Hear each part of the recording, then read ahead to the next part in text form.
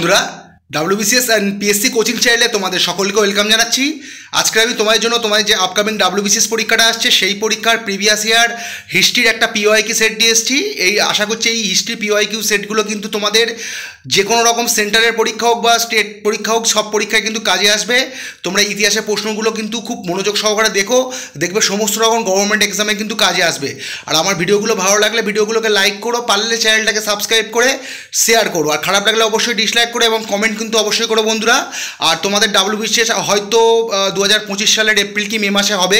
তোমরা ভালো করে আমি WBCS যে PYQ বা প্রিভিয়াস ইয়ার কোশ্চেনের সেটগুলো আপলোড করছি, ভালো করে মন দিয়ে পড়ো। আশা করছি ওখান থেকে প্রচুর কোশ্চেন কমন পাবে। এবছরই কিন্তু MCQ ভার্সনের লাস্ট পরীক্ষা হবে, তারপর থেকে জানো তোমরা ওর যে সিলেবাসটা মানে চেঞ্জ হয়ে যাচ্ছে, তাই খুব ভালো করে পড়ো। আর আমার টেলিগ্রাম চ্যানেলে যারা জয়েন করোনি এখনও, ডিসক্রিপশন বক্সের লিঙ্ক আছে। এছাড়াও প্রতিটা ভিডিওর শেষে দেখবে আমি কমেন্ট বক্সে আমি টেলিগ্রাম চ্যানেলের লিঙ্কটা দিয়ে যাচ্ছি। সেখানেও যদি না পাও দেখবে কমেন্ট বক্সের ওপরে টপ বলে একটা অপশান আছে, নিউয়েস্ট বলে অপশান আছে, নিউয়েস্ট অপশানটায় ক্লিক করবে, সেখানে কিন্তু তোমরা অনায়াসে টেলিগ্রাম চ্যানেলের লিঙ্কটা পেয়ে যাবে। আর এইটা মাঝে মাঝে করতেই হয়, না হলে কিন্তু সফটওয়্যারটা হ্যাং হয়ে যাবে। আবার প্রথম থেকে আমার ভিডিওটা শুরু করতে হবে। আগে থেকেই বলে রাখছি, যারা প্রথম দেখছো তারা অনেক সময় বিরক্ত হবে যে বারবার কেন এইটা করছে স্যার, তাই জন্য বলে রাখলাম। তো চলো বন্ধুরা, ক্লাসটা শুরু করা যাক। 1907 সালে জার্মানে ভারতের ত্রিবর্ণ রঞ্জিত পতাকা, জাতীয় পতাকা উত্তোলন করেন। WBCS 2002-এর প্রশ্ন। শ্যামজি কৃষ্ণ বর্মা, মাদাম ভিকাজি রুস্তম কামা, সাভারকর, মদনলাল ধিংরা। সঠিক উত্তর হবে মাদাম ভিকাজি রুস্তম কামা, ঠিক আছে, যাকে ভারতীয় বিপ্লববাদের জননীও বলা হয় তোমরা জানো। উনি কিন্তু প্রথম 1907 সালে জার্মানে স্টুটগার্ট শহরে কিন্তু এই ত্রিবর্ণ রঞ্জিত জাতীয় পতাকা উত্তোলন করেছিলেন। এই সম্বন্ধে কিছু নোট দেখে নাও। ঠিক এক্স্যাক্ট কোন দিন উনি এই পতাকাটা আর কি উত্তোলন করেছিলেন? 1907 সালের 22শে আগস্ট। কোথায় উত্তোলন করেছিলেন? স্টুটগার্ট, জার্মানিতে। এটাও ভালো করে মুখস্থ রেখো, কারণ জার্মানিটা মুখস্থ রাখলেই হবে না, ওরা বিভিন্ন রকম শহরের নাম দিয়ে দেবে। দেখবে জার্মান খুঁজে পাচ্ছ না, স্টুটগার্ট, প্যারিস, ওয়াশিংটন এইভাবে দিয়ে দেবে, ঠিক আছে। যেমন তোমরা জানবে যে গদর পার্টি কিন্তু প্রতিষ্ঠা হয়েছিল সান ফ্রান্সিসকোতে। হ্যাঁ, সেখানে কিন্তু মার্কিন যুক্তরাষ্ট্র আলাদা করে পাচ্ছ না। মানে এইগুলো ভালো করে খুব খেয়াল করে মুখস্থ করো, যাতে তোমাদের কোনো প্রশ্নে তাতে তোমাদের না আটকায়। আচ্ছা চলো, এই সম্বন্ধে আরেকটু দেখে নিই। এই যে পতাকাটা, এই পতাকা আবার কিন্তু এই জার্মান স্টুটগার্ট শহর থেকে ব্রিটিশ ভারতে পাচার করেছিল ইন্দুলাল ইয়াগনিক, ঠিক আছে। এই ব্রিটিশ পতাকা, এই যে ত্রিবর্ণ রঞ্জিত পতাকা, জাতীয় পতাকাটা, এটা কিন্তু পরবর্তীকালে আবার আমাদের যে ব্রিটিশ ভারত মানে আমাদের ভারতে চলে আসে। কার হাত ধরে? ইন্দুলাল ইয়াগনিক। এই কোশ্চেনটা কিন্তু আমি NTPCর ক্লাস আমি একটা তৈরি করছি, তোমাদের NTPCরও আমি এইভাবে এত তো ওখানে ডিটেলে প্রিভিয়াস ইয়ার কোশ্চেন পাবো না, মোটামুটি আমি যতটা পারবো। ওখানে আমি হিস্ট্রির কিন্তু এটা আলাদা করে NTPCর জন্য একটা প্রিভিয়াস ইয়ার সেট আমি তৈরি করছি।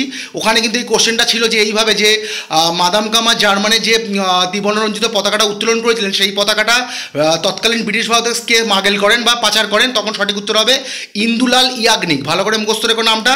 আর এই পতাকা সম্বন্ধে ডেসক্রিপশান দিয়ে দিই। পতাকার ওপরে ছিল সবুজ, আর 8টা পদ্ম ফুল ছিল, আর মাঝখানে ছিল হলুদ, যেখানে বন্দে মাতরম লেখা ছিল, দেবনাগরী স্ক্রিপ্টে লেখা ছিল। এটাও আসতে পারে যে কী ভাষায় লেখা ছিল, তখন হবে দেবনাগরী। আর নিচের লেয়ারে ছিল লাল, যেখানে চন্দ্র ও সূর্য দুটো ছিল। আর এখানে একটু বলে দিই, এই যে সবুজটা দেখছো, সবুজটা কিন্তু আমাদের ইসলাম ধর্মকে রিপ্রেজেন্ট করছে, হলুদটা কিন্তু হিন্দু ধর্মকে রিপ্রেজেন্ট করছে, এবং লালটা কিন্তু বৌদ্ধ ধর্মকে রিপ্রেজেন্ট করছে। আর চন্দ্র আবার লাল যে দেখবে লেয়ারটা, যদি মাদাম কামা যে পতাকাটা তুলেছিল সেখানে দেখবে লালের যে পোর্শনটা, সেখানে দেখবে একটা চন্দ্র আছে লেফট, আর একটা সূর্য আছে। চন্দ্রটা ইসলামকে প্রেজেন্ট করছে, আর সূর্যটা কিন্তু হিন্দু ধর্মকে প্রেজেন্ট করছে, আমি যতটা ইনফরমেশন গ্যাদার করতে পেরেছি। আর এই ব্রিটিশ পতাকাটা এই পতাকাটা ব্রিটিশ ভারতে পাচার করেছিল ইন্দুলাল ইয়াগনিক। এটা কিন্তু আমি দেখলাম যে আমাদের লাস্ট যে NTPC পরীক্ষা হয়েছিল সেখানে কিন্তু এসেছিল। আমি খুব তাড়াতাড়ি NTPC সেট তোমাদের জন্য নিয়ে আসবো, তৈরি করছি। কৃষ্ণদেব রায় তার বিখ্যাত গ্রন্থ আম্মুক্ত মাল্যদা রচনা করে, বা আম্মুক্ত মাল্যদা অনেক জায়গায় দেখতে পাবে। WBCS 2002-এর প্রশ্ন। তেলেগু, কান্নাড়, তামিল, মালায়ালাম। প্রচণ্ড গুরুত্বপূর্ণ একটা প্রশ্ন। সঠিক উত্তর হবে তেলেগু। কৃষ্ণদেব রায় কিন্তু তার বিখ্যাত গ্রন্থ আম্মুক্ত মাল্যদা রচনা করেন তেলেগু ভাষায়। আর এই কৃষ্ণদেব রায় কে ছিল? তোমরা জানো যে বিজয়নগর সাম্রাজ্য যে 4টে ভাগে, তোমরা জানো যে সঙ্গম বংশ, শালুক বংশ, তুলুক বংশ, আরবিডু বংশ, এরকম দেখবে তোমাদের আগেও পড়িয়েছি। এবং প্রতিটা বংশের শ্রেষ্ঠ রাজাকে, প্রথম রাজাকে, শেষ রাজাকে। এবং যদি এইভাবে কোশ্চেন আছে, কখনো দেখবে যে কৃষ্ণদেব রায় কিন্তু তুলুক বংশকে রিপ্রেজেন্ট করতো, এবং কৃষ্ণদেব রায় কিন্তু বিজয়নগরের যদি সর্বশ্রেষ্ঠ নৃপতি কখনো প্রশ্নে আসে, who was the greatest king of Vijayanagar empire, তখন কিন্তু সঠিক উত্তর হবে কৃষ্ণদেব রায়। ঠিক আছে, উনি কিন্তু শুধু তুলুপ বংশের নয়, সমগ্র বিজয়নগর সাম্রাজ্যের শ্রেষ্ঠ রাজা ছিলেন এবং সংস্কৃত ভাষায় কিন্তু উনি একটা গ্রন্থ লিখেছিলেন, তার নাম হচ্ছে জাম্ববতী কল্যাণম। তাই যদি আসে যে জাম্ববতী কল্যাণমের রচয়িতাকে, তখনও হবে কৃষ্ণদেব রায়। আম্মুক্ত মাল্যদা গ্রন্থের রচয়িতাকে, তখনও হবে কৃষ্ণদেব রায়। আম্মুক্ত মাল্যদা তেলেগু ভাষায় লিখেছে, আর জাম্ববতী কল্যাণম সংস্কৃত ভাষায় লিখেছে। আর কৃষ্ণদেবের রাজসভায় কিন্তু অষ্টদিগ্গজ নামে 8জন পণ্ডিত বিরাজ করত। যেমন তোমরা জানবে যে আমাদের বিক্রমাদিত্য বা দ্বিতীয় চন্দ্রগুপ্তের রাজসভায় নবরত্ন ছিল, এমনকি আকবরের রাজসভাতেও নবরত্ন ছিল, তেমনই কিন্তু কৃষ্ণদেবের রাজসভায় 8জন পণ্ডিত বিরাজ করতো। এই জন্য আসে প্রশ্ন যে অষ্টদিগ্গজ কার রাজসভায় বিরাজ করতো, তখন সঠিক উত্তর হবে কৃষ্ণদেব রায়। এবার তোমরা ওই 8জনের নামও কিন্তু দেখে নিতে পারো। একজনের নাম আমি বলে দিচ্ছি, যে যাকে আর কি অন্ধ্র কবিতার পিতামহ বলা হয়, পোদ্দানকে জানো তোমরা, অন্ধ্র কবিতার পিতামহ বলা হয়। উনি কিন্তু এই অষ্টদিগ্গজের মধ্যে একজন দিগ্গজ। আরও 7 দিগ্গজের নাম তোমরা দেখে নিতে পারো, তেনালি রামালিঙ্গম, আরও অনেকজন আছে, চাইলে দেখে নিতে পারো। পর্তুগিজ পর্যটক ডোমিঙ্গো পায়েস ও এডওয়ার্ড বারবোসা কিন্তু কৃষ্ণদেব রায়ের রাজসভায় আসেন। আচ্ছা, এই সূত্রে তোমাদের একটু বলে দিই, ধরো প্রশ্নটা যদি কখনো এরমভাবে দেখো যে ডোমিঙ্গো পায়েস কার রাজসভায় এসেছিল, কৃষ্ণদেব রায়, এটাও ঠিক হবে। আবার যদি বলে যে ডোমিঙ্গো পায়েস যখন ভারতে আসেন তখন বিজয়নগরের রাজা কে ছিল, তখনও কৃষ্ণদেব রায় হবে। মানে বিভিন্ন রকমভাবে ঘুরিয়ে দিতে পারে, আমি আমার ভাষায় দিয়ে দিয়েছি। যেমন এডওয়ার্ড বারবোসা ভারতে আসে, তখন ভারতবর্ষের রাজা, বিজয়নগর রাজ্যের রাজা কে ছিল, তখন সঠিক উত্তর হবে কৃষ্ণদেব রায়। তোমরা একটু ভালো করে মনে রেখো, ডোমিঙ্গো পায়েস ও এডওয়ার্ড বারবোসা, ভয়ঙ্কর গুরুত্বপূর্ণ একটা প্রশ্ন। আচ্ছা, পরের প্রশ্নটা অ্যানিমেটেড করা নেই, একটু কিন্তু তাড়াতাড়ি বলতে হবে, নাহলে সফটওয়্যারটা হ্যাং হয়ে যাবে। আব্দুর রাজ্জাক কোন শাসকের রাজ্য পর্যটন করেন? দ্বিতীয় দেবরায়। একটু আগে যেটা বলছিলাম, সঙ্গম বংশের শ্রেষ্ঠ রাজা ছিল দ্বিতীয় দেবরায়। যেমন তুলুপ বংশের শ্রেষ্ঠ রাজা কৃষ্ণদেব রায় এবং সমগ্র বিজয়নগর সাম্রাজ্যের শ্রেষ্ঠ রাজা দ্বিতীয় দেবরায়।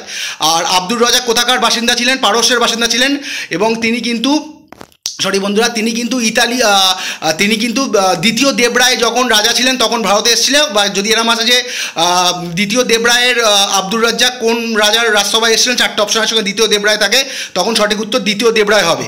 এবং আরও একজন এসেছিলেন ইতালীয় পর্যটক নিকোলো কন্টি, কিন্তু দ্বিতীয় দেবরায়ের রাজত্বকালে এসেছিল। তাহলে এই প্রশ্নটা ভালো করে দেখে নাও। 1 মিনিট বন্ধুরা।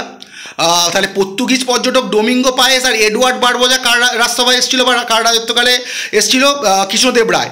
আর ইতালীয় পর্যটক নিকোলো কন্টি ও পারস্যের পর্যটক, মানে যেটা বর্তমানে ইরান বলা হয়, আব্দুর রাজ্জাক কার শাসনকালে এসেছিল? দ্বিতীয় দেবরায়। ভালো করে একটু মুখস্থ রেখে এগুলো, এই দুটো কিন্তু বেশি ইম্পর্টেন্ট, এই 4জন পর্যটকের নাম আর এই দুটো রাজার যে নাম বিজয়নগরের, কৃষ্ণদেব রায় ও দ্বিতীয় দেবরায়, এটা থেকেই বেশি কিন্তু কমন আসবে প্রশ্ন। আচ্ছা, পরের প্রশ্ন, ব্রিটিশ শাসনের সময় ভারত থেকে ধন নির্গমনের তত্ত্ব প্রথম প্রবর্তন করেন? WBCS 2002 প্রশ্ন, এই সম্বন্ধে আগেও দিয়েছি। ধন নির্গমনের তত্ত্ব কে প্রবর্তন করেন? সঠিক উত্তর হবে দাদাভাই নৌরোজি। এই প্রশ্নটা দেখবে WBCS সেটা প্রচুরবার রিপিট হয়। তিনি এই ড্রেন অফ ওয়েল থিওরি, যদি ইংলিশে বলা যায়, ড্রেন অফ ওয়েল থিওরি কনসেপ্টটা কে প্রথম এনেছিলেন? এটা এনেছিলেন দাদাভাই নৌরোজি। দাদাভাই নৌরোজির সময় তোমাদের আগেই অনেক নোট দিয়ে রেখেছি, দেখে নিও। WBCS এর সেটগুলোও দেখে নিও, মিসেলিনিয়াসের হিস্ট্রি সেটগুলোও দেখে নিও। আর WBCS এর যে হিস্ট্রি PYQ সেট দিয়েছিলাম, ক্লার্কশিপের PYQ, ওখানে ডিটেলে দেওয়া আছে। আর poverty and unBritish rule in India, এই গ্রন্থে কিন্তু তিনি এই ড্রেন অফ ওয়েল থিওরি বা ধন নির্গমনের তত্ত্ব প্রথম প্রবর্তন করেন। সাতবাহন আমলের একটি গুরুত্বপূর্ণ বন্দর সোপারা, তক্ষশিলা, মথুরা, পাটলিপুত্র। সঠিক উত্তর হবে সোপারা, যেটা বর্তমানে কোথায় অবস্থিত? মহারাষ্ট্র। মানে অ্যানিসিয়েন্ট টাইমে কিন্তু একটা গুরুত্বপূর্ণ পোর্ট ছিল কিন্তু সোপারা, যেটা মহারাষ্ট্রে অবস্থিত সাতবাহন আমলে। সাতবাহন তোমার জানো, সাতবাহন যুগের প্রতিষ্ঠাতা শিমুখ, গৌতমীপুত্র সাতকর্ণী, প্রথম সাতকর্ণী, হাল, সাতবাহন তোমরা পড়েছো আশা করি, সাতবাহন বংশ। চলো পরের প্রশ্ন বন্ধুরা। 1857 সালের মহাবিদ্রোহকে ভারতের সর্বপ্রথম জাতীয় সংগ্রাম বলে কে অভিহিত করেন? বালগঙ্গাধর তিলক, সাভারকর, অরবিন্দ ঘোষ, রমেশচন্দ্র মজুমদার। সঠিক উত্তর হবে বিনায়ক দামোদর সাভারকর। 1857 সালে মহাবিদ্রোহকে যে আমাদের যে সিপাহী মিউটিনি হয়েছিল সেটাকে সর্বপ্রথম জাতীয় সংগ্রাম বলে কে অভিহিত করেছিলেন? বিনায়ক দামোদর সাভারকর, যিনি মৃত্যুমেলার প্রতিষ্ঠা করেন। তোমরা জানো বিনায়ক দামোদর সাভারকর সম্বন্ধে আগেও প্রচুর নোট দিয়েছি। শেরি পাঞ্জাব বলে কে পরিচিত ছিলেন? ভগৎ সিং, অজিত সিং, লালা লাজপত রায়, লালা হরদয়াল। সঠিক উত্তর হবে লালা লাজপত রায়। তাহলে শেরি পাঞ্জাব বলে পরিচিত ছিলেন লালা লাজপত রায়। চলো পরের প্রশ্ন বন্ধুরা প্রথম গোলটেবিল বৈঠকের সময় ব্রিটেনের প্রধানমন্ত্রী কে ছিলেন? তাহলে প্রথম গোলটেবিল বৈঠক হয়েছিল কত সালে? 1930 সালে। কে তাহলে ওই সময় প্রধানমন্ত্রী ছিল ব্রিটেনের? Baldwin, Ramsay McDonald, Neville Chamberlain, Winston Churchill. সঠিক উত্তর হচ্ছে র্যামসে ম্যাকডোনাল্ড। আর ওই সময় ভাইসরয় কে ছিল?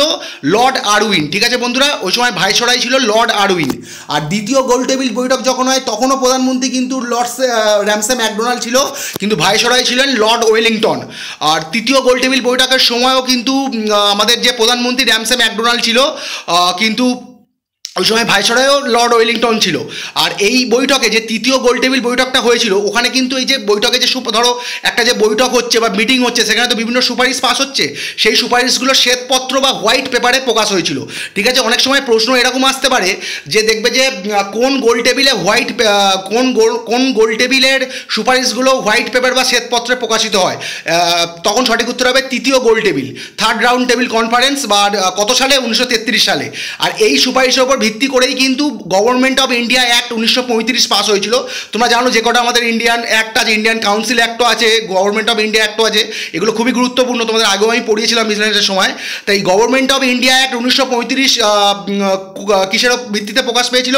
তৃতীয় গোলটেবিল বৈঠকে যে সুপারিশগুলো শ্বেতপত্রে প্রকাশ পেয়েছিল তার উপর ভিত্তি করেই কিন্তু এই government of India act pass হয়। আচ্ছা, এই সম্বন্ধে আরও একটু ডিটেলে নোট দেখে নাও, যতটা পেরেছি আমি দিয়েছি। পুরো 3টে টেবিল সম্বন্ধে, বৈঠক সম্বন্ধে দেওয়া সম্ভব নয়, যারা আলাদা করে ক্লাস করাতে হবে, PYQ ক্লাসের মধ্যে দেওয়া যাবে না। মহাত্মা গান্ধী কিন্তু একমাত্র দ্বিতীয় গোলটেবিলে অংশগ্রহণ করেছিলেন, মানে একমাত্র দ্বিতীয় গোলটেবিল যে বৈঠক হয়েছিল, মহাত্মা গান্ধী ওই একটা বৈঠকেই অংশগ্রহণ করেছিলেন। আর 3টে বৈঠকেই অংশগ্রহণ করেছিলেন ডক্টর BR আম্বেদকর, তিনি কিন্তু 3টে গোলটেবিল বৈঠকেও অংশগ্রহণ করেছিলেন। মানে খুব গুরুত্বপূর্ণ, যদি আসে যে কে 3টে বৈঠকেই প্রেজেন্ট ছিলেন, তখন হবে ডক্টর BR আম্বেদকর। আর মহাত্মা গান্ধী কিন্তু শুধুমাত্র দ্বিতীয় গোলটেবিল বৈঠকে অংশগ্রহণ করেছিলেন। আর যদি আসে যে জাতীয় কংগ্রেস, মানে আমাদের যে ভারতীয় মানে ইন্ডিয়ান ন্যাশনাল কংগ্রেস কোন বৈঠকে অংশগ্রহণ করেনি, তখন সঠিক উত্তর হবে গোলটেবিল। এটা হচ্ছে ভুল হয়েছে আমার লেখাটা, আমি এটা যখন PDF আপলোড করব ঠিক করে দেবো। আমি যখন PDFটা টেলিগ্রামে দেবো, এই সপ্তাহে দিয়ে দেবো, তোমরা ওখান থেকে ওটা যখন দেখবে আমি ঠিক করে দেবো। যদি আসে প্রশ্নে যে ভারতীয় জাতীয় কংগ্রেস 3টে গোলটেবিল বৈঠকের মধ্যে কোন গোলটেবিল বৈঠকে অংশগ্রহণ করেনি, তখন সঠিক উত্তর হবে প্রথম গোলটেবিল বৈঠকে কিন্তু ভারতীয় জাতীয় কংগ্রেস কিন্তু একটা ভারতবর্ষের তৎকালীন ব্রিটিশ ভারতের বৃহত্তর রাজনৈতিক দল হওয়া সত্ত্বেও কিন্তু প্রথম গোলটেবিল বৈঠকে কিন্তু অংশগ্রহণ করেনি। এখানে কিন্তু আমি লিখেছি দেখো, ভারতীয় জাতীয় কংগ্রেস প্রথম গোলটেবিল বৈঠকে অংশগ্রহণ করেন, ওটা পুরোপুরি ভুল হবে। ভারতীয় জাতীয় কংগ্রেস প্রথম গোলটেবিল বৈঠকে অংশগ্রহণ করেনি। এটা আমি যখন PDFটা আপলোড করব, আমি ওটা কিন্তু কারেক্ট করে দিয়ে দেবো টেলিগ্রাম চ্যানেলে। তোমরা টেলিগ্রাম চ্যানেলটা জয়েন হয়ে যেও, কমেন্ট বক্স থেকে পারো আর ডেসক্রিপশন বক্স থেকে, যেখান থেকে তোমরা ইচ্ছা। ভারতীয় জাতীয় কংগ্রেসের প্রতিষ্ঠার সময় ভাইসরয় কে ছিলেন? খুব সোজা প্রশ্নের অপশান বলছি না, লর্ড ডাবলিন। তোমরা আগেও প্রচুরবার পড়েছো, আর জাতীয় কংগ্রেসের সম্বন্ধে প্রচুর নোট দেওয়া আছে, আমার চাইলে দেখে নিতে পারো। বিখ্যাত ডান্ডি অভিযান শুরু হয় WBCS 2002 প্রশ্ন, সঠিক উত্তর হবে মার্চ 1930। অপশানগুলো আর বলছি না, খুব গুরুত্বপূর্ণ, এই তারিখটা ভালো করে মনে রাখবে। বিখ্যাত ডান্ডি অভিযান শুরু হয়েছিল মার্চ 1930 সালে। এবার এই সম্বন্ধে আমি নোটটা দিয়ে দিচ্ছি, একটা পার্টিকুলার যদি জানতে চাওয়া হয়। 1930 সালে 12ই মার্চ সবরমতী আশ্রম থেকে মহাত্মা গান্ধী কিন্তু একটা পদযাত্রা শুরু করেছিল। আর সেই পদযাত্রা করতে করতে তিনি কিন্তু 5ই এপ্রিল গুজরাটের কিন্তু ডান্ডি গ্রামে এসে পৌঁছায়, এবং 6 এপ্রিল ভোরবেলা কিন্তু গুজরাটের সমুদ্র উপকূলে ডান্ডিতে, মানে আরব সাগরের জল থেকে, মানে সমুদ্রের জল, আমি এখানে আরব সাগরেরটা মেনশন করিনি, সমুদ্রের জল থেকে কিন্তু লবণ তৈরি করে লবণ আইন ভেঙে দেন এবং আইন অমান্য আন্দোলনের সূচনা করেন। আমি কিন্তু আমার ভাষায় লিখেছি, তোমরা একটু পারলে ভালো করে দেখে নিও যে উনি কিন্তু 6 এপ্রিল কিন্তু আইন অমান্য আন্দোলন সূচনা করেন। ডেট হিসাবে দেয় তাহলে 6 এপ্রিলটা হবে। আর যদি আছে অনেক সময় দেয় যে উনি কোথা থেকে যাত্রাটা শুরু করেছিলেন, তখন হবে সবরমতী থেকে বা সবরমতী আশ্রম থেকে, গুজরাটেরই। 1930 সালের 12ই মার্চ, আর এসে পৌঁছায় ডান্ডিতে 5ই এপ্রিল। আর 6 এপ্রিল ভোরবেলা কিন্তু উনি সমুদ্র থেকে, মানে ভোরবেলা বা প্রথম একদম সকালবেলা কিন্তু সমুদ্রের জল থেকে লবণ তৈরি করে লবণ আইন ভাঙেন এবং আইন অমান্য আন্দোলনে শুরু করেন। আচ্ছা, পরের প্রশ্ন বন্ধুরা, সার্ভেন্টস অফ ইন্ডিয়া সোসাইটি প্রতিষ্ঠা করেন WBCS 2002 প্রশ্ন। বালগঙ্গাধর তিলক, গোপাল কৃষ্ণ গোখলে, লালা লাজপত রায়, বিপিন চন্দ্র পাল। সঠিক উত্তর হবে কিন্তু গোপাল কৃষ্ণ গোখলে 1905 সালে কিন্তু সার্ভেন্ট অফ ইন্ডিয়া সোসাইটির প্রতিষ্ঠা করেছিলেন। চলো, আর গোপালকৃষ্ণ গোখলেকে তোমরা জানো যে মহাত্মা গান্ধীর রাজনৈতিক গুরু কাকে বলা হয়, তখনও সঠিক উত্তর হবে গোপালকৃষ্ণ গোখলে। ফরওয়ার্ড ব্লক রাজনৈতিক দলের প্রতিষ্ঠা করেন, WBCS 2002 এর প্রশ্ন, চিত্তরঞ্জন দাস, মতিলাল নেহরু, সুভাষচন্দ্র বসু, বিপিন বিহারী গাঙ্গুলি। সঠিক উত্তর হবে সুভাষচন্দ্র বসু। কত সালে প্রতিষ্ঠা করেছিল? 1939 সালে, যখন উনি কংগ্রেসের জানুদরা সভাপতি পদ থেকে পদত্যাগ করেছিল। উত্তরপ্রদেশে তিনি কিন্তু ফরওয়ার্ড ব্লক এই দলটার প্রতিষ্ঠা করেন। ভারত সরকার রাওলাট আইন প্রবর্তন করেন কত সালে? 1918, 1919, 1920, 1921। সঠিক উত্তর হবে কিন্তু 1919 সালে ভারত সরকার কিন্তু এই রাওলাট আইন প্রবর্তন করেছিল। খুব গুরুত্বপূর্ণ একটা প্রশ্ন, রাওলাট আইন কত সালে প্রবর্তিত হয়? 1919 সালে। আচ্ছা, এই আইনকে কিন্তু কালা আইন বা ব্ল্যাক অ্যাক্ট বা ব্ল্যাক ল যাই বলো না কেন এই নামে পরিচিত ছিল। অনেক সময় আসতে পারে তোমাদের চারটে বিভিন্ন রকম অ্যাক্ট দিয়ে দিল ওরা, যেগুলো ব্রিটিশ ভারতে প্রবর্তিত হয়েছিল। কোনটা ব্ল্যাক অ্যাক্ট বা কালা আইন নামে পরিচিত? তখন হবে রাওলাট আইন। এই সময় মানে যখন এই রাওলাট আইন প্রবর্তন হচ্ছে তখন আমাদের ভাইসরয় কে ছিল? Lord Chelmsford. লর্ড চেমসফোর্ড, ভালো করে মনে করে নিও। যেমন মন্টেগু চেমসফোর্ড তোমরা জানো, পড়েছো মন্টেগু চেমসফোর্ড, তো সেরকমই ওইটাই মনে রাখলে এটা তোমাদের অনায়াসেই আর কি মনে আসবে।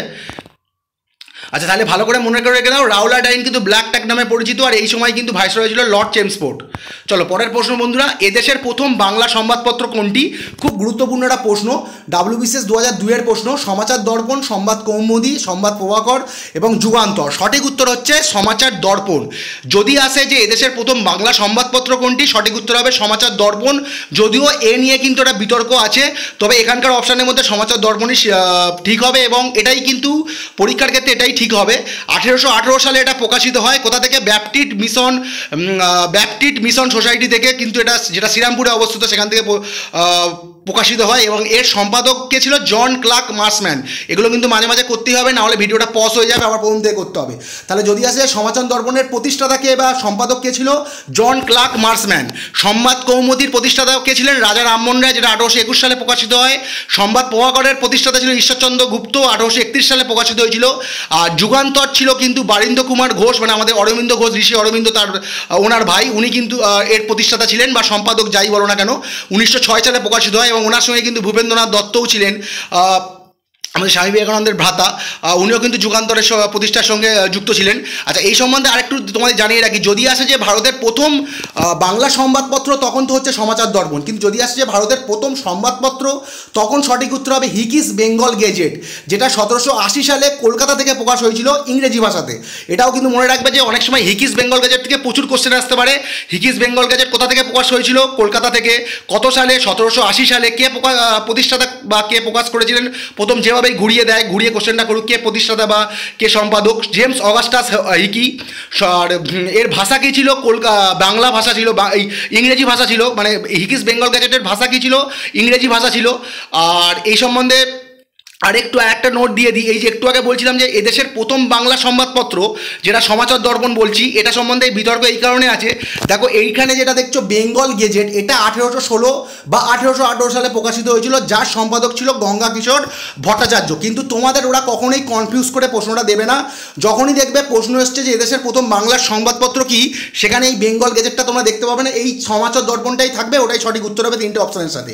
আর তোমরা শুধু জাস্ট এটা জেনে নাও, কারণ এই বেঙ্গল গেজেটের সঠিক প্রকাশকালটা জানা যায় না, 1816 হতে পারে, 1818 হতে পারে। আর যেটার সম্পাদক বা প্রতিষ্ঠাতা ছিল গঙ্গা কিশোর ভট্টাচার্য। ভালো করে এইটা মনে রাখো যে যদি বলে যে হিকিস বেঙ্গল গেজেট কে প্রকাশ করেছিল, তখন হবে জেমস অগাস্টাস হিকি, 1780 সালে, যেটা ইংরেজি ভাষায় প্রকাশিত হয়েছিল কলকাতা থেকে। আর বেঙ্গল গেজেট এর সম্পাদক ছিল গঙ্গা কিশোর ভট্টাচার্য বা প্রতিষ্ঠাতা ছিল। আর এর প্রতিষ্ঠা কালটা দেবে না, শুধু বেঙ্গল গ্যাজেট আর হিকিস বেঙ্গল গ্যাজেট ভালো করে দেখে উত্তরটা দিও। বেঙ্গল গ্যাজেট হলে কিন্তু গঙ্গা কিশোর ভট্টাচার্য হবে, আর হিকিস বেঙ্গল গ্যাজেট হলে জেমস অগাস্টাস হিকি হবে। 1857 সালের মহাবিদ্রোহকে একটি পরিকল্পিত জাতীয় স্বাধীনতার যুদ্ধ বলে অভিহিত করেছেন WBCS 2002। এই টাইপের একটা প্রশ্ন কিন্তু 2002 কিন্তু এসছে, দেখেছো প্রথম দিকে। সঠিক উত্তর হবে বিনায়ক দামোদর সাভারকার। অপশানগুলো আর বললাম না। আচ্ছা, উনি একটা গ্রন্থ লিখেছিলেন, যে গ্রন্থটার নাম হচ্ছে the Indian war of independence, যেখানে কিন্তু ওই 1857 সালের যে মহাবিদ্রোহ, আমাদের সিপাহী বিদ্রোহ, সেই সম্বন্ধে, সেই রাজনৈতিক প্রেক্ষাপট সম্বন্ধেই লিখেছিলেন। ওই গ্রন্থে কিন্তু তিনি এইটা উল্লেখ করেছিলেন যে একটি পরিকল্পিত জাতীয় স্বাধীনতার যুদ্ধ বলে, এই 1857 সালের মহাবিদ্রোহকে একটি পরিকল্পিত জাতীয় স্বাধীনতার যুদ্ধ বলে কিন্তু অভিহিত করেছিলেন তিনি, the Indian war of independence, এই গ্রন্থে, যেটা 1909 সালে প্রকাশিত হয়েছিল। আর মানে তোমরা আর কি বিনায়ক দামোদর সাবরকর চাইলে অনেক নোট দেওয়া যায়, মিত্রমেলার প্রতিষ্ঠাতা, প্রচুর নোট দেওয়া যায়, ভবিষ্যতে তোমাদের কোশ্চেন রিপিট হলে দেবো, তোমরাও চাইলে দেখে নিতে পারো। আর যদি প্রশ্ন আছে যে দ্য ইন্ডিয়ান ওয়ার অফ ইন্ডিপেন্ডেন্সের রচয়িতাকে, তখনও সঠিক উত্তর কিন্তু বিনায়ক দামোদর সাবরকর হবে। একটু ভালো করে দেখে নিও গ্রন্থটার নাম। 1908 সালে মুজাফফরপুরে কুখ্যাত বিচারক কিংসফোর্ডের পান্নাসের চেষ্টা করেছিলেন WBCS 2002 প্রশ্ন। ক্ষুদিরাম বোস, প্রফুল্ল চাকি, বারীন্দ্র ঘোষ, সত্যেন বসু। সঠিক উত্তর হবে ক্ষুদিরাম বোস, ঠিক আছে। প্রফুল্ল চাকি কিন্তু তার আগে স্টেশনে ধরা পড়ে গেছিলেন, এখানটা মানে দুটো নামই ওরা ইচ্ছা করে দেয়, ক্ষুদিরাম বোসটাই সঠিক উত্তর দেবে। 1908 সালের 11ই আগস্ট কিন্তু ওনার কিন্তু ফাঁসি হয়েছিল মুজাফফর জেলে। দেখবে WBCS এর একটা কোশ্চেন নয়, পিএসসি ক্লার্কশিপের একটা কোশ্চেন এসেছিল, ওনার ফাঁসিটা আবার কোথায় হয়েছিল এটা জানতে চেয়েছিল। এটাও ভালো করে মনে রেখে দাও, মুজাফফরপুর জেলেই কিন্তু ওনার ফাঁসি হয়েছিল, যেটা বিহারে অবস্থিত বর্তমানে, 1908 সালের 11ই আগস্ট। আর এই কিংসফোর্ডকে মারার চেষ্টা করেছিলেন, কিন্তু দুর্ভাগ্যবশত কিংসফোর্ড ওখানে অনুপস্থিত ছিলেন, ওনার স্ত্রী ও কন্যা যত সম্ভব মারা গেছিল। করেঙ্গে ইয়া মরেঙ্গে কোন আন্দোলনের মূল মন্ত্র ছিল? WBCS 2002 প্রশ্ন। অসহযোগ আন্দোলন, খিলাফত আন্দোলন, আইন অমান্য আন্দোলন, ভারত ছাড়ো আন্দোলন। ভারত ছাড়ো আন্দোলনের মন্ত্র ছিল মানে কুইট ইন্ডিয়া মুভমেন্ট, যেটা সেটারই মূল মন্ত্র করেঙ্গে ইয়া মরেঙ্গে এই আন্দোলনের মন্ত্র ছিল, যেটা আর কি আমাদের মহাত্মা গান্ধী এই স্লোগানটা তুলেছিলেন। ভারতীয় সমস্যা একমাত্র সমাধান ভারত বিভাজন, মানে এখানে একটা পড়বে, আমার ওটা পড়েনি, ভুলে টাইপটা মিস্টেক হয়েছে। ভারতীয় সমস্যার একমাত্র সমাধান ভারত বিভাজন, এই উক্তিটি কার? WBCS 2002 প্রশ্ন। ফজলুল হক, মোহাম্মদ ইকবাল, চৌধুরী রহমত আলী, মোহাম্মদ আলী জিন্নাহ। সঠিক উত্তর হবে মোহাম্মদ আলী জিন্নাহ। ভারতীয় সমস্যার একমাত্র সমাধান ভারত বিভাজন, এই উক্তিটি কিন্তু মোহাম্মদ আলী জিন্নাহর। ভারতের মহান বৃদ্ধ নামে কে পরিচিত? ভারতের মহান বৃদ্ধ নামে কে পরিচিত? Grand old man of India, দেখবে এরমভাবে আসে, মহাত্মা গান্ধী, মদনমোহন মালব্য, সীতারাম কেশরী, দাদাভাই নৌরোজি। দাদাভাই নৌরোজি কিন্তু ভারতের মহান বৃদ্ধ নামে পরিচিত। দাদাভাই নৌরোজি সম্বন্ধে আমাদের প্রচুরবার নোট দিয়েছি। নন্দবংশের প্রতিষ্ঠাতাকে? কালাশোক, মহাপদ্মনন্দ, ধননন্দ, নাগদশক। সঠিক উত্তর হবে মহাপদ্মনন্দ। আচ্ছা, মহাপদ্মনন্দ সম্বন্ধে তার দুটো মানে উপাধিও বলে দিচ্ছি, যেটা পরীক্ষাতে আসে। সর্বক্ষত্রিয় ছেত্রা, বানানটা ভুল হতে পারে, ছেত্রা তয় হবে হয়তো, আমি তয় রফলা দিয়ে ফেলেছি, যাই হোক। সর্বক্ষত্রিয় ছেত্রা তাহলে কার উপাধি? মহাপদ্মনন্দের উপাধি। এছাড়াও একরাট, ঠিক আছে, একরাট কার উপাধি? একরাট নামে পরিচিত কে? মহাপদ্মনন্দ। আর নাগদশক হচ্ছে আমাদের হর্ষঙ্ক বংশের শেষ রাজা, মানে হর্ষঙ্ক বংশের প্রতিষ্ঠাতা তোমরা জানো, বিম্বিসার, তারপর অজাতশত্রু, উদয়ন তোমরা পড়েছো।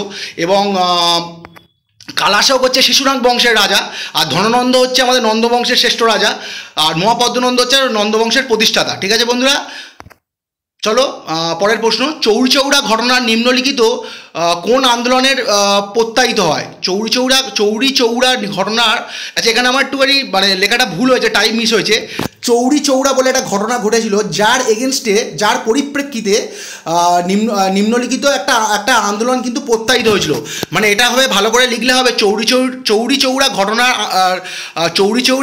চৌরিচৌরা ঘটনার পরিপ্রেক্ষিতে নিম্নলিখিত কোন আন্দোলন প্রত্যায়িত হয়? পরিপ্রেক্ষিতটা পরেরই, চৌরিচৌরা ঘটনার পরিপ্রেক্ষিতে নিম্নলিখিত কোন আন্দোলন প্রত্যায়িত হয়? তোমরা একটু দেখে নিও, WBCS 2002 প্রশ্ন, বহুবার কোশ্চেনটা রিপিট হয়েছে, মিসেলিনিয়াস বলো, ক্লার্কশিপ বলো, WBCS বলো। ভারত ছাড়ো, আইন অমান্য, কৃষক, অসহযোগ আন্দোলন। তাহলে আমাদের কিন্তু যে অসহযোগ আন্দোলন হয়েছিল, সেই অসহযোগ আন্দোলনটা কিন্তু প্রত্যাহার হয়ে গেছিলো, প্রত্যাহিত হয়েছিল এই ঘটনার পরিপ্রেক্ষিতে। মানে মহাত্মা গান্ধী কিন্তু অসহযোগ আন্দোলন তুলে নিয়েছিল। চৌরিচৌরা ঘটনাটা কি? মানে উত্তরপ্রদেশের গোরক্ষপুর জেলার চৌরিচৌরা একটা গ্রাম, এই গ্রামের একটা থানা ঘেরাও করে কিন্তু 22 জন থানার পুলিশ অফিসার সহ থানার কর্মীকে কিন্তু আগুনে পুড়িয়ে হত্যা করা হয়েছিল যত সম্ভব। এই ঘটনার পরিপ্রেক্ষিতে কিন্তু মহাত্মা গান্ধী কিন্তু অসহযোগ আন্দোলন কিন্তু তুলে নিয়েছিলেন। আর এই চৌরিচৌরার ঘটনা যদি বলে যে কোথায়, কত সালে সংগঠিত হয়েছিল? 1922 সালে। আর এই চৌরিচৌরা কোথায় অবস্থিত? উত্তরপ্রদেশে। এবার জেলাটা যদি জানতে চাই, গোরক্ষপুর জেলা হবে, যেটা আমার দেওয়া হয়নি।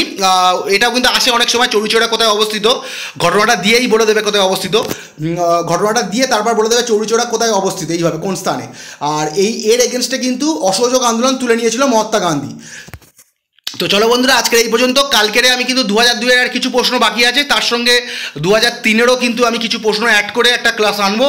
আর আমার তোমরা তো আশা করি আগের মতো আমার ভিডিও দেখছো না, প্রায় ভিডিওর ভিউ প্রায় বন্ধ হয়ে গেছে। যদি এইভাবেই ভিউ থাকে আমি জানি না কতদিন আমার ক্লাস চালাতে পারবো, হয়তো চ্যানেলটা বন্ধ করে দিতে হবে। তো একটু চাইলে আমি চাইছি তোমরা একটু বেশি করে শেয়ার করো, আর আমার যেসব সাবস্ক্রাইবার আছে তারা একটু বেশি করে দেখো, না হলে কিন্তু চ্যানেলে 80-90 ভিউ হলে কিন্তু কিছুই মানে ভিডিও আর করা যাবে না। যাই হোক, তোমাদের কাছে রিকোয়েস্ট রইলো বেশি করে শেয়ার করো, তোমরা একটু ভালো করে দেখো, যতটা পারো কম স্কিপ করে দেখো। আচ্ছা, ভালো থেকো, good day and good bye, কালকে দেখা হচ্ছে।